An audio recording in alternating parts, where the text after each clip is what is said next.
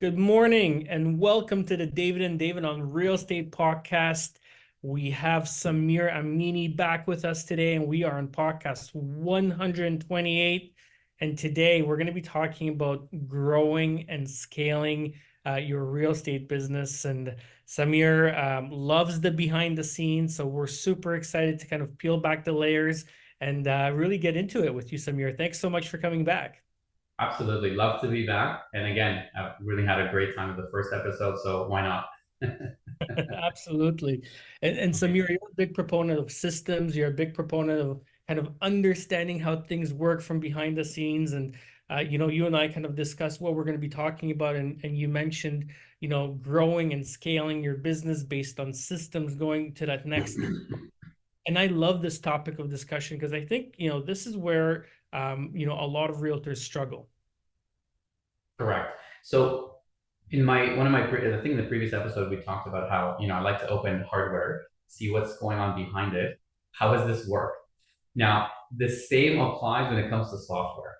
So with software, I have the same obsession, unfortunately, where I have to understand how it works, why was it created, what is its goal, and what are every action it can do. Literally, and I mean that. I will press every single button to understand everything it can do. Because to me, if I understand the potential of something, I can then understand how to utilize it. And then I can be very creative in where I can utilize it and what creative ways, nobody's currently using it. And so I try to look for that competitive edge in that way. Now, part of my resume, even currently, I'm the director for operations. So I'm literally in charge of making sure everything behind the scenes operates properly. Not just properly, but then there are additional things you have to add on yourself, such as it has to be less steps. There has to be automation to make those less steps happen. There has to be efficiency. Where can you save steps or even not having a need for an employee because those steps you have either taken care of half of it automated and the other half you have spread it out to the other members. So you can literally save money for the business.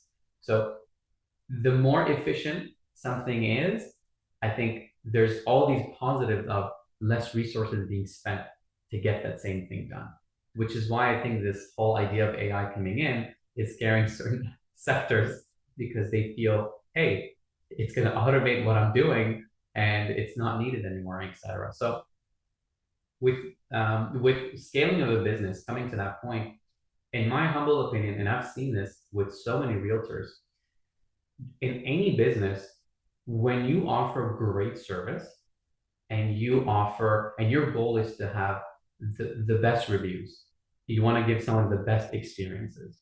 What ends up happening is everybody starts to want your services. And when that happens, that's what I call the point of scaling. That's where every person, business, whoever it is, has to understand that now everybody wants you. How can you still keep up both at the same time? Now, if you think of it this way, every realtor that starts their business, it is literally starting a business. So if the goal is, okay, I truly want to give great service, then you're going to come to the same point. Now, let's talk about that journey. When you start off and you come to that point, this whole time your focus has been quality.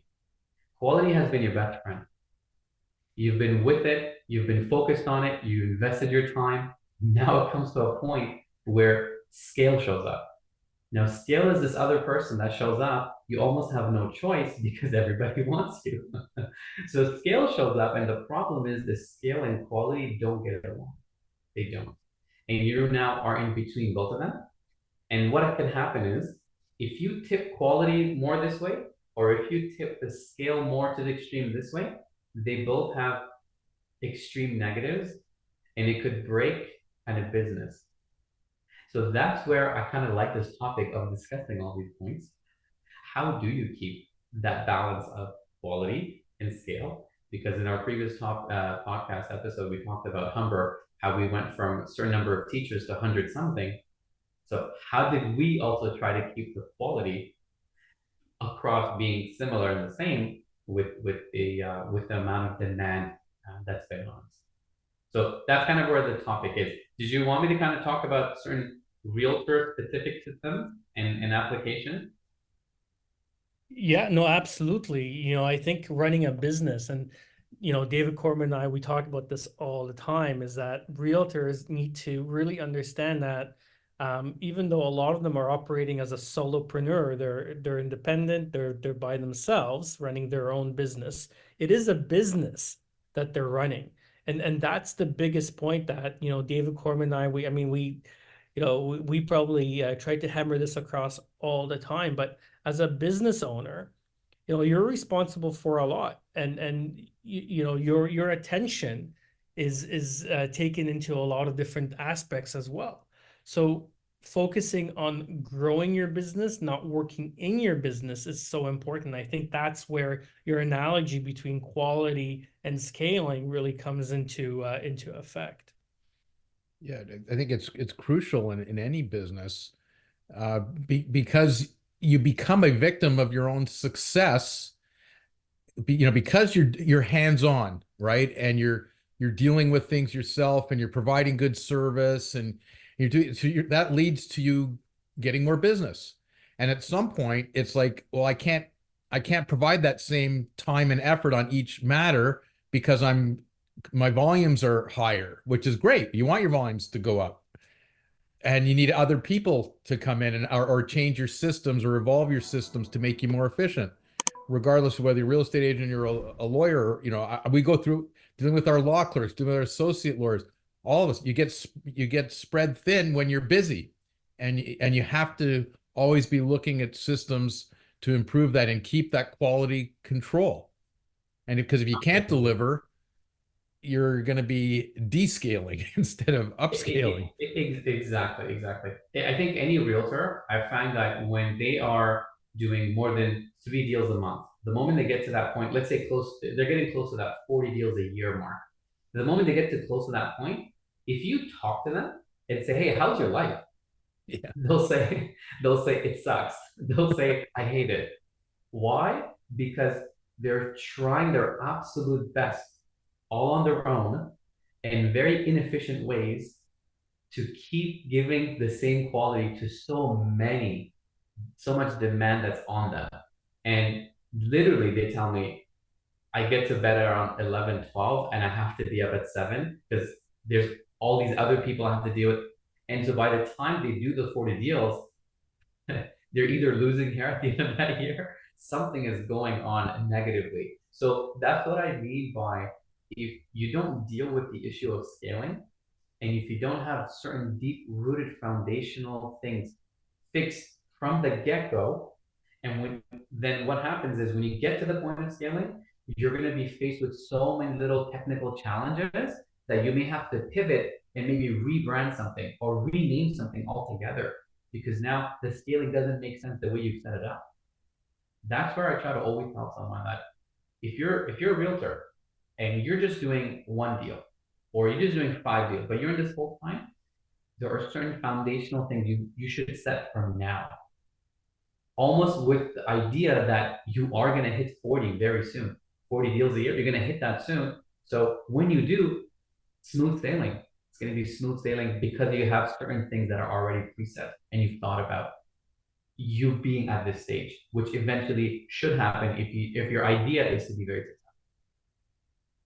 So Samir, let's dive into that because we love peeling back layers, we love going in deep. So let's talk about what that should look like for a realtor who maybe is not doing that sort of volume, but should work towards it.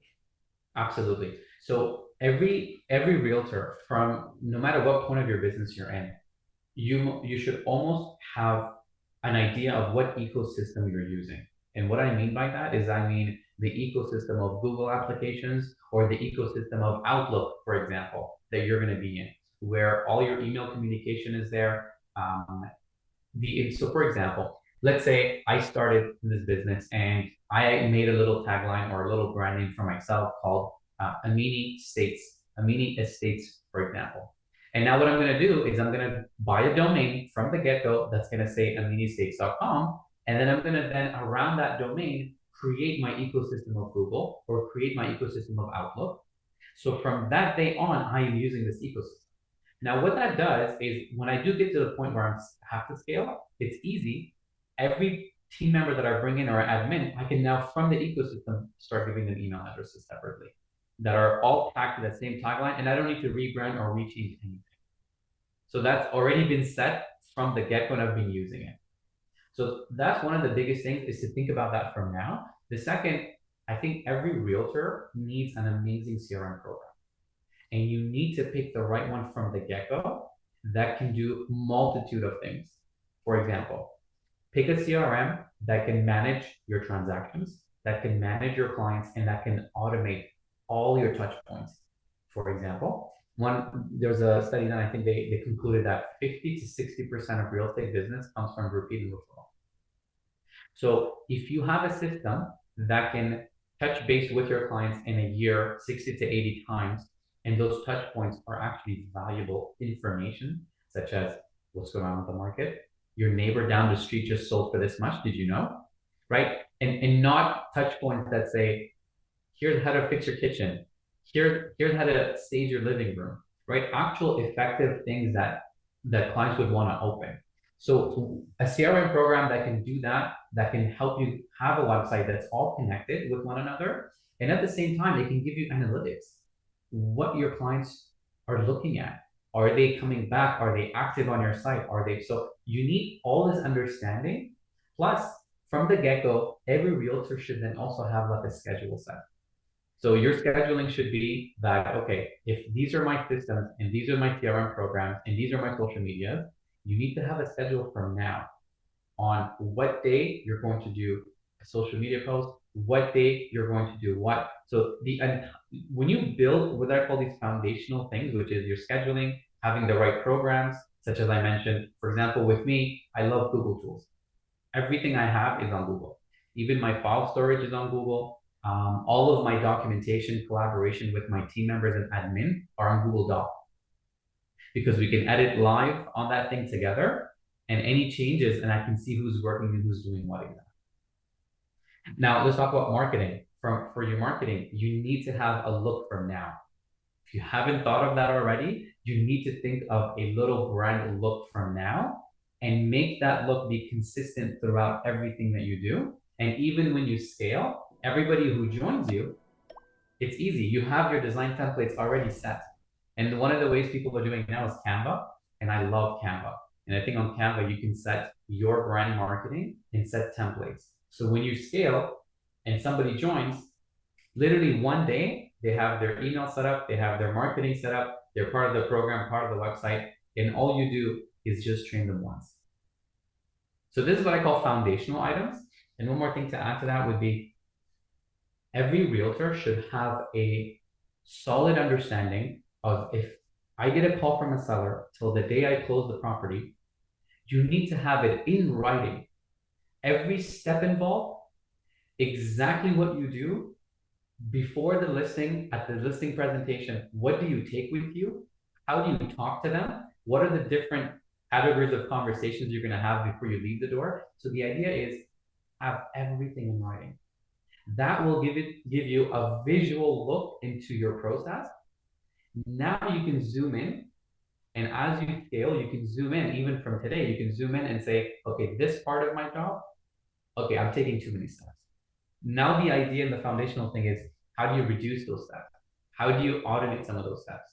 And so if you can start thinking about all that from now and having all that be written, it will make it a lot easier, because when you do get an admin, you're not going to be spending weeks just to train the admin. And then you thinking, hold on, I want you to do this. Oh, I forgot that you have to also do this. Rather, everything is written. And you can now very quickly and easily say, I want you to deal with this chunk.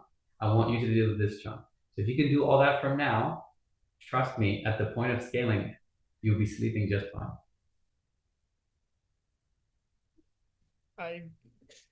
As a business owner, I only want to fix a problem once. And the way I do that is I always think to myself, okay, how do I create a system so this doesn't happen again? Or what do I have to alter in my system so this problem doesn't happen again? I get very annoyed when my staff come to me with the same problem again. I'm like, we obviously didn't fix it correctly the first time. We didn't build the right infrastructure. We didn't build the right ecosystem. We didn't fix our procedures. Something went wrong that the same problem happened again. So instead of, addressing the problem, putting a band-aid on it, I always go back and I dive into our systems and processes and schedules and routines and checklists, right? Because if that's how you can think as a business owner, then you're going to be able to go home and hopefully that issue never comes up again, and you have a better business with things being done behind the scenes and working properly. And I think as a CEO, as a leader, that's how we need to think. And I love the foundational aspect, because you're absolutely right. Doing something once and being able to scale and bringing somebody into that sort of environment makes it a better experience. I read an article yesterday I was put up, and when you're onboarding a new employee, attrition within the first 6 months is something ridiculous. Like, I can't remember what the percentage was, but it was extremely high. And a lot of it was attributed to poor onboarding.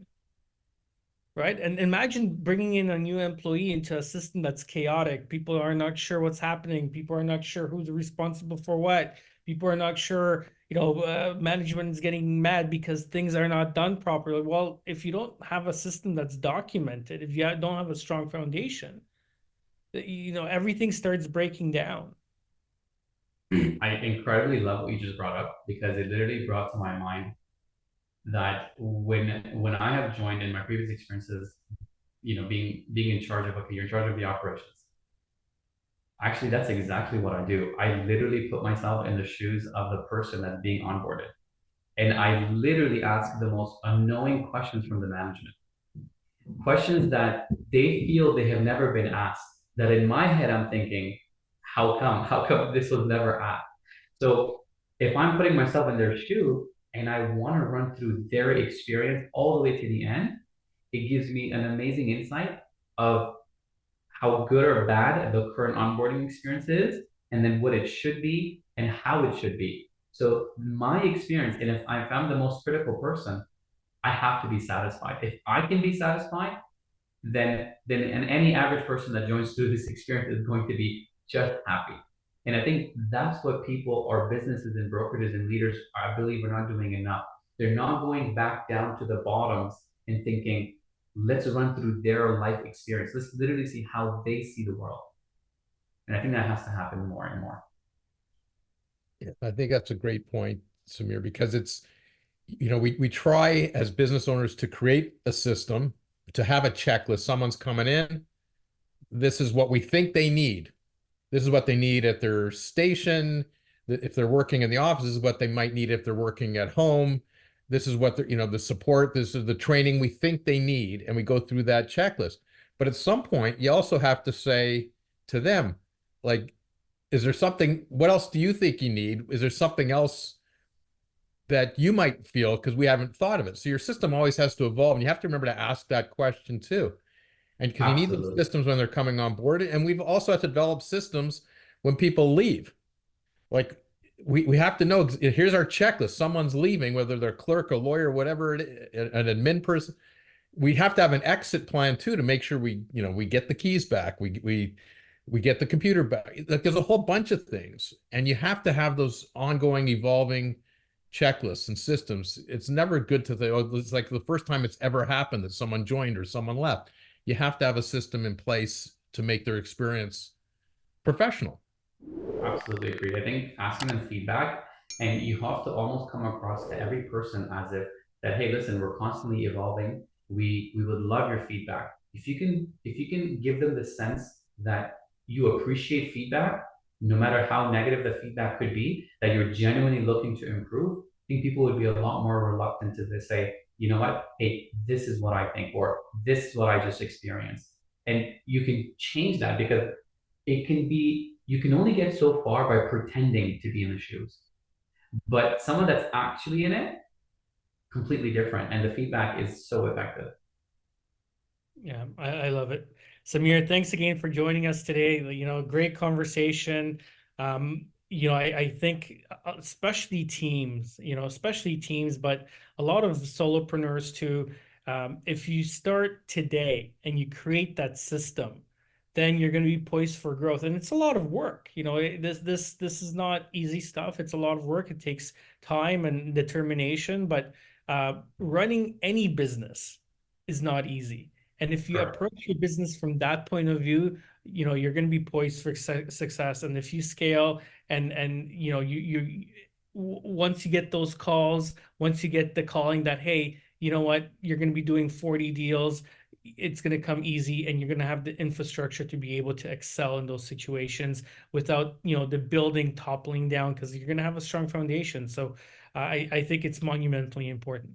Absolutely. I was just gonna just sprinkle some examples for everyone to take away and look into for their own. Everyone, Yeah. if you want a great CRM, look into Lofty. If you want marketing, look into Canva. The ecosystem, I use G Suite. Okay. Look at Asana for workflows. And if you're running a team, look into Asana because it can tap into different apps that you're using and trigger actions to happen. They could trigger an email to be sent, for example, for sale plan company to then put the sign up on the property. It Sorry, can. what was the last app, Samir? So Asana, Asana, you can also look into Slack. It is expensive. It does charge, but Slack for team communication is great. A lot of corporations, large corporations I've seen use Facebook Workplace. I discourage it. I don't think it's highly effective. I've been in it, but I've seen that be used a lot. For employee management, Rippling. Rippling is a great system right now for management of employees, hours, pay, etc. So again, it's just some examples for some of you to take away and just look into. Awesome, Samir. Fabulous, Thank Samir. you for joining us. Amazing. Thank you so much. Thank you.